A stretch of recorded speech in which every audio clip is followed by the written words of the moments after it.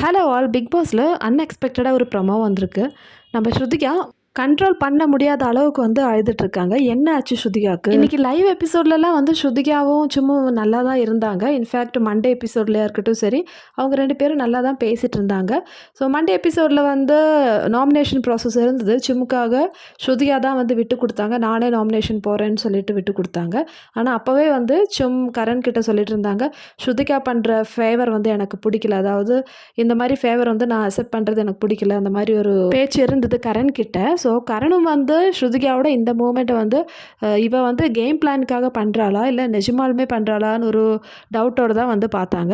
So நம்மளுக்கே தெரியும் Karan, Shilpa, so இவங்க 3 பேருமே வந்து 2 நாளாக வந்து கொஞ்சம் அடங்கியிருக்காங்கன்னா ஏதாவது ஒரு இஷ்யூ கலப்புறதுக்கு தான் வந்து அப்படி பண்ணுவாங்கன்னு நம்மளுக்கே தெரியும். நானும் அதான் யோசிச்சுட்டு இருந்தேன், என்ன அதிசயமாக இருக்குது ஸ்ருதிகா கிட்ட ஃபைட் பண்ணாமல் இருக்காங்களேன்னு சொல்லிட்டு. ஸோ அதே மாதிரியே வந்து இப்போ ப்ரமோ வந்திருக்கு. ப்ரமோவில் வந்து ஸ்ருதிகா ரொம்பவே கதறி அழறாங்க. ஐ டோன்ட் வாண்ட் சும்னு சொல்லிட்டு சொல்கிறாங்க. அதே மாதிரி சும்மும் அழறாங்க. வந்து ஐ டோன்ட் வாண்ட் ஸ்ருதிகான்னு சொல்லிட்டு.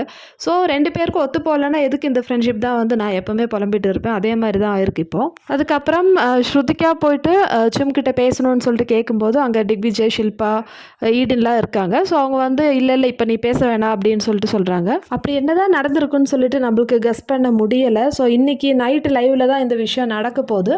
இந்த ஒரு ரீசன்னாலே வந்து ஸ்ருதிகாவை வந்து ஹிந்தி ஆடியன்ஸ் வந்து கொஞ்சம் தரக்குறைவாக பார்க்க ஆரம்பிச்சிட்டாங்கன்னு சொல்லலாம். ஸோ அவங்களோட கமெண்ட்ஸ் பார்த்தாலே தெரியும், ஸ்ருதிகா வந்து பிளான் போடுறா, கரனுக்கும் சும்முக்கும் நடுவில் இருக்கிற ஃப்ரெண்ட்ஷிப் உடைக்கிறதுக்கு தான் வந்து சும்மா சேவ் பண்ணா. இந்த மாதிரி நிறைய நெகட்டிவ் கமெண்ட்ஸ் வந்து இப்போ இந்த ப்ரமோக்கு கீழே வந்திருக்கு. நீங்கள் இந்த ப்ரமோ பார்த்தாலே தெரியும்.